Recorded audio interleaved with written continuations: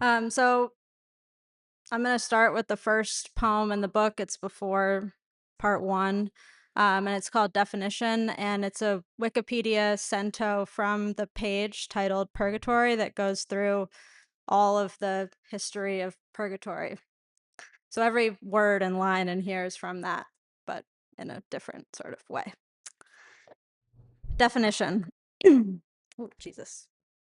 Spirit prison, unhealthy attachment to creatures, a specter of evil, superworldly, capable of God, capable of unity, impassable gulf, dividing Hades into two apartments, not a scene in the bowels of the earth, but an inner fire, ultimately joyful.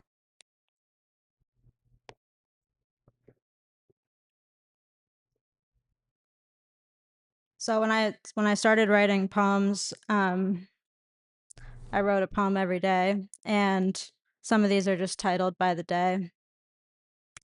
March 24th, 2022.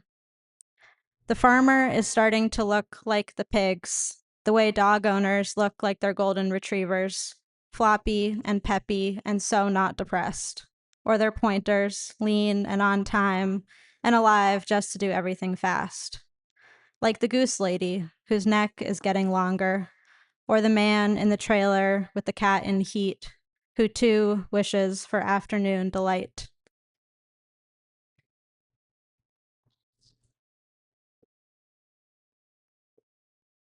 March 25th, 2022.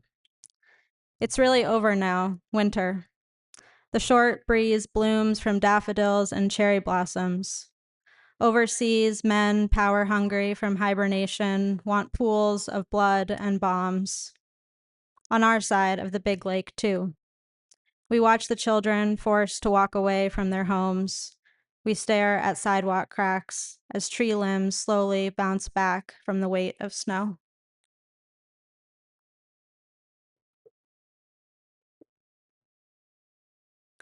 So one of the ways that I like to write poems is that I have a dog, and we have a dog, and he likes to go on walks, as dogs do. And I like to write poems called Dog and I, where I just write them as we're walking, like dictating. So there's a lot of them in here, but here's one, Dog and I. Mid-January, the neighbor's parsley is green, soil soft, lawn owners mowing. Wreaths loiter on front doors, fake frosted pine cones and cranberry-colored buds protrude from porch pots. Heaps of parcels, mattress in a box, newest gadget, groceries. Trash day is convenient for dog to poop anywhere he wants, and for me to quickly abandon the poo in a proper receptacle, not flaunting it around like a cute new handbag. Dog gets distracted by a collie across the road, itching to play, and I by the short man driving the collie, itching to chat, which I gladly do, and then remember how much kinder I am to strangers with animals. A school bus lingers between us, a handful of slumped students ready for snacking and snoozing after school. Dog and I relish a social interaction gone well and a joke that never ages, finger-drawn penis and balls on the school bus window.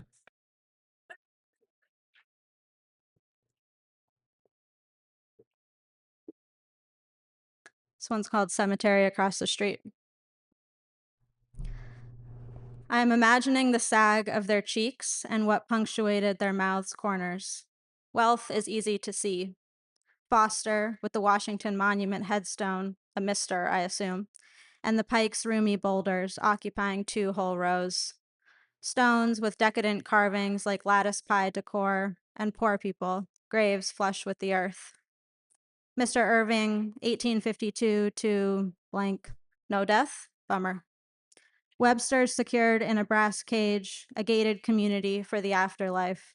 I wonder if they've hired a gaudy lawn crew. Headstone lettering rattled by wind. Beside broad trees, a blank white stone is dressed with a single fake rose. My belly tells me to kneel and cry, to dig up bones and bacteria. My brain desires cows to graze this graveyard, splattering manure, shredding grass. I, a distant entity, want to curl up and sleep in the deepest hole.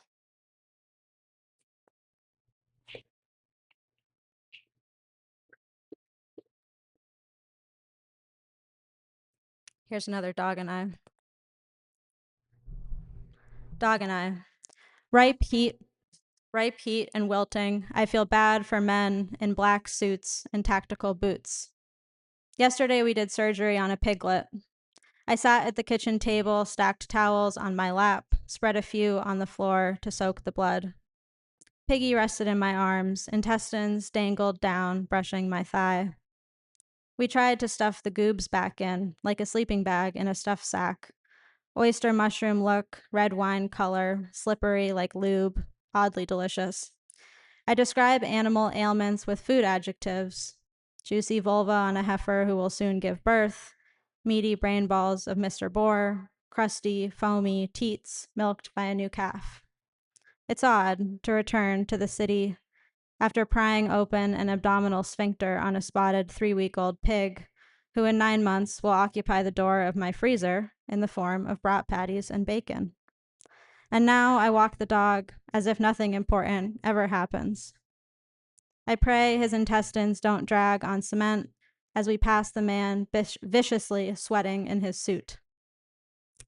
I know it's time to turn home by the distance between dog's tongue and the sidewalk. A foot, we're okay to keep chugging. A few inches and he's ready for an ice cube and a nap. His limp is still there, but the CBD store is permanently closed according to Google Maps. And I can't order more shit online. 100 degrees today, tomorrow 103.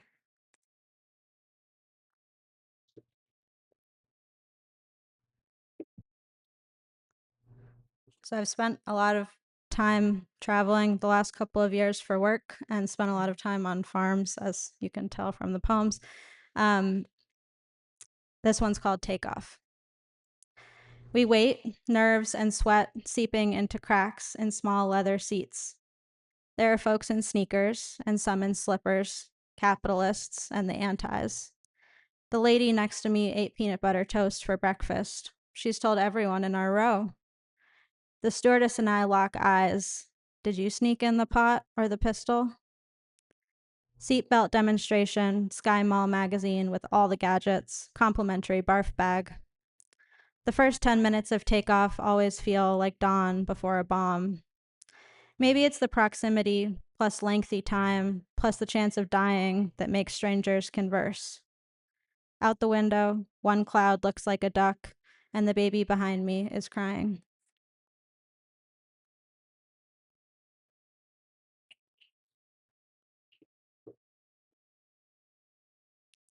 Omaha.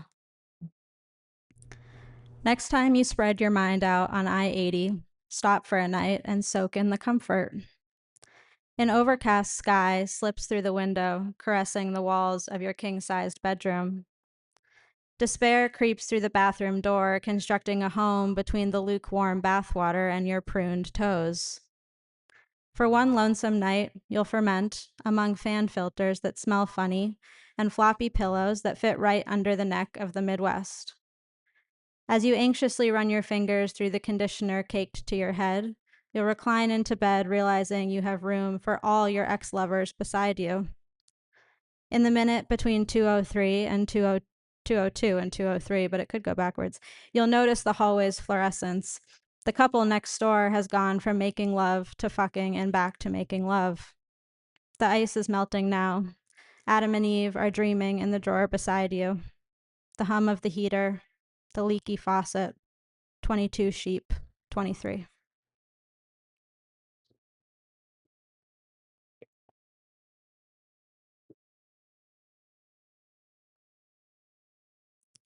I'm going to read a couple of farm poems. First one's called Fangs. Belly up, with bloody bums, bloated, stiff, calm. That's how I find them each morning. I grab the birds by the ankles, chuck them over the pig fence, and never tell the customers. Most people find the circle of life confusing. and confusion often hinders business. But how tempting. Mama pig with a mouth full of meat and 2 chicken feet hanging out like fangs.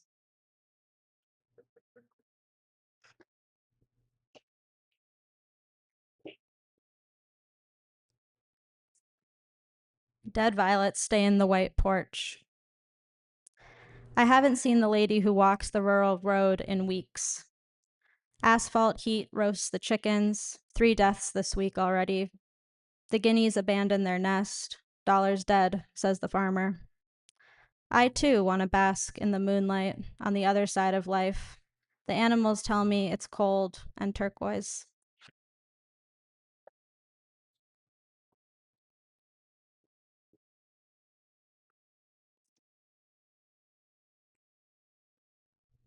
Dog, dog lover and I are farm sitting. 1. It's midnight in moonlit fields. I'm dropping you into the naked crack between life and bliss. You're watching as I dive fingers first into a mama cow's uterus, elbow deep to feel a wombed calf upside down and unresponsive. Like a magician, half my arm has disappeared. Now we wait, knowing mama will give birth to the dead. 2. In bed, we're all awake at 3 a.m. In common, all of us skeletons deny the inevitable ending. 3.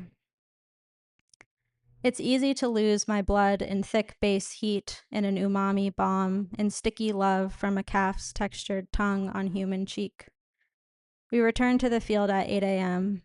You're registering wet, limp, stillborn, laying in grass. I'm witnessing eager, lanky, stillborn prance through pasture, mounting her living friends. In 2 overlapping worlds, her dead, eternal body carves through the herd. A trail of fresh forage follows. Ghosts are made of earth, too. Never look at them twice.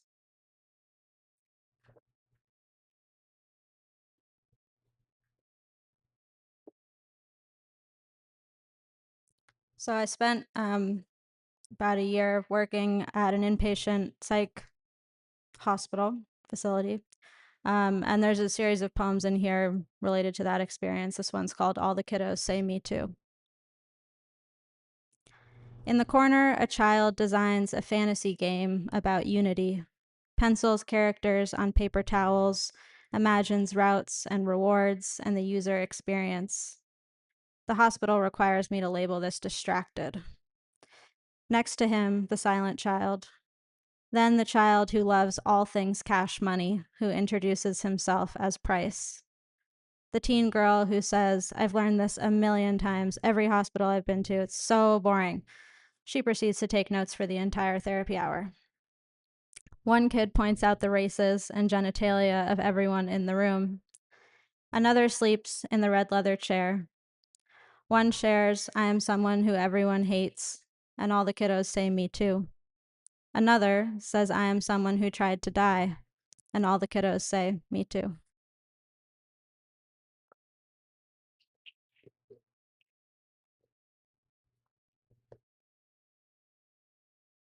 This one's called In Defense of Death. I guess I should have given a dead animal warning like Barb, but I didn't think about that. In Defense of Death. Dead animals thunder the compost pile, warm, with straw, steaming. You, too, trying to stitch abstinence to death, will be bit in the ass by a hospital of dolls. In your silk nightgown, back buckled over your late child's quilt, you'll crave maple cake, as if flirting with peace of mind, flaunting noise like a tractor's open throttle. You see, we all live in this labile kingdom of fatigue and lingering encounters. And we who truly want it, the corked closing, will get our happy thing, smiling at the red lights and all the delicate plagued voices.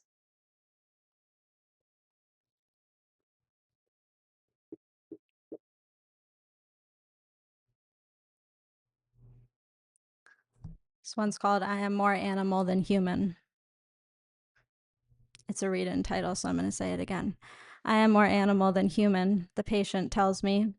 They lost a limb when admitted to the hospital, their tail stowed in storage to prevent strangulation or hanging. I remember the girl in high school who wrote the story about having sex with a moose. Vivid, I remember.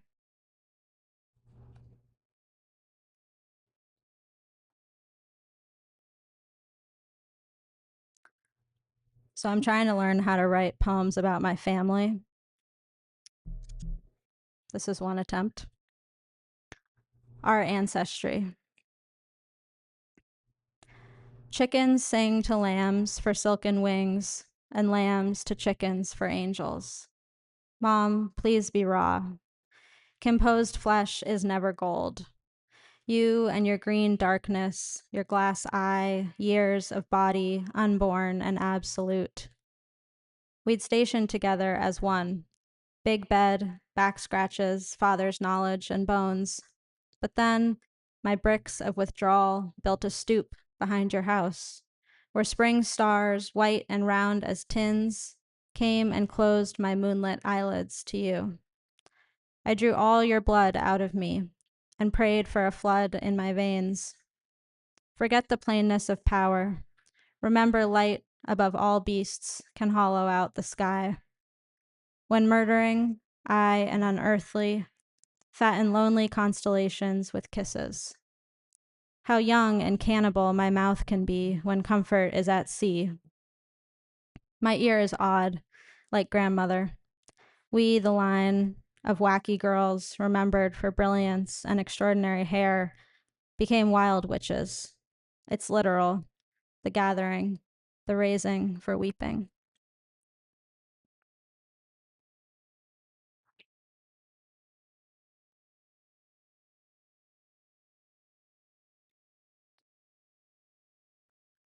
Mother-daughter. The lingering body at your side, the one you received last winter in a gift exchange, breathing volumes, graphic card, scent of obligation love, foggy love, sloppy love, price tags on everything love, illegal grip love. She's your blood and the salt in your bath, your lady butt, your tooth tone, your young ache to constrict, to fly. She's hot, she's bright, she's your refusal.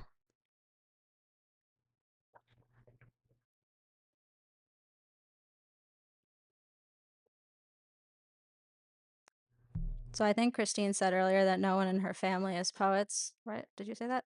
And I would say I thought the same because I feel very disconnected from my family, but that's actually not true. And my great aunt was a poet and she wrote a poem called What I Like. So this is after her. I didn't really know her, but we'll honor her here.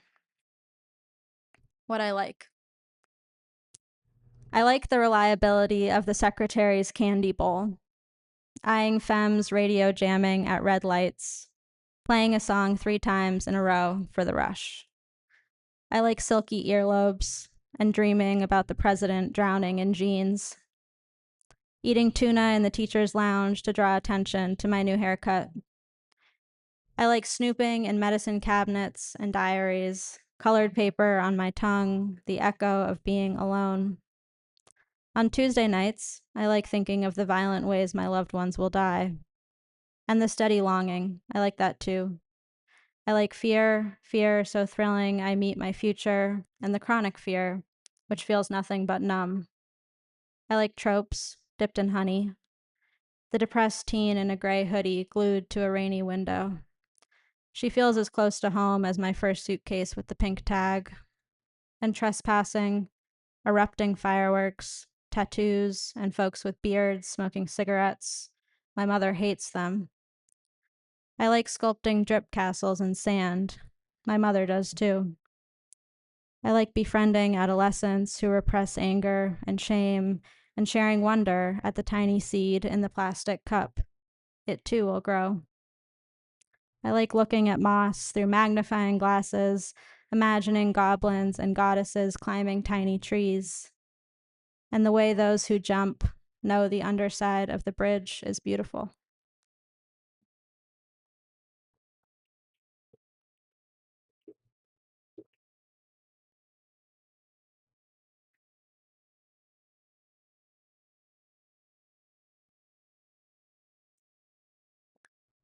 Since I've told you all I like earlobes, I'll read this poem called On Earlobes. Pierced, the hard pit in the middle, like apricot, presents a surprise gift. Candy in an Easter egg, or death in the center of Russian nesting dolls. Be gentle with my ears, like you would be with kittens. Pet softly, speak quietly. I may introduce you to the tin, sometimes ting in the left, static in the right. Choppers in the morning, noises drab and frightening, like you, bred by the cosmetic torture of suburbs. Pristine silence in the placid moments, water adjusting over sheets of ice, relocating around rocks. I hear your voice injuring angels, and mine polishing angels' shoes. Please speak delicately, as if blowing out a birthday candle and wishing on the crystal morning moon.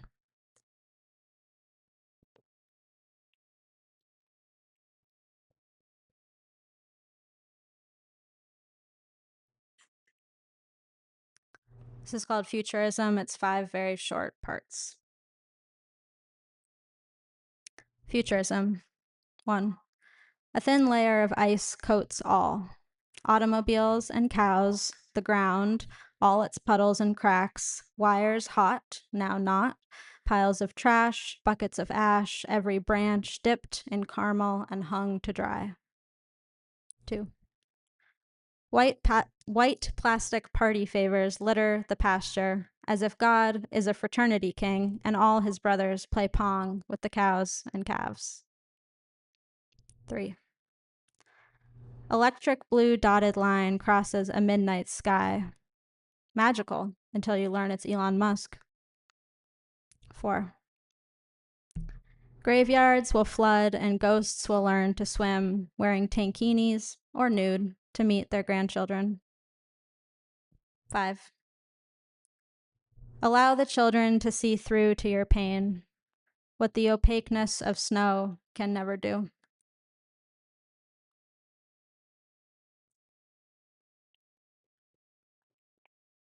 I'm going to read one more, and then we can all stand up and stretch because we've been sitting here a while. I just want to thank Christine and Scott for hosting this and for bringing the Poetry Collective together. I know a lot of us have been looking for a community, and y'all are doing a really awesome thing. So thank you. This one's called Serving Time. Love, too, rots the body. So many single people in empty cars, countless lonely people in weapons on wheels. Today, I swallow your scalp's ridges and introduce you to my cereal to milk ratio and all the flavors of silence settled on the lake. Peace blankets the body. We unfold on the sand and tangle our bones in this home for all species. Pelicans, people, mosquitoes, and all the leftover shells. We want to live in a country that loves us back. We need to live in a country that spoons us like sand, always forgiving the body's form. What is there but great silence, waiting, and serving time in the body before returning home? Thank you.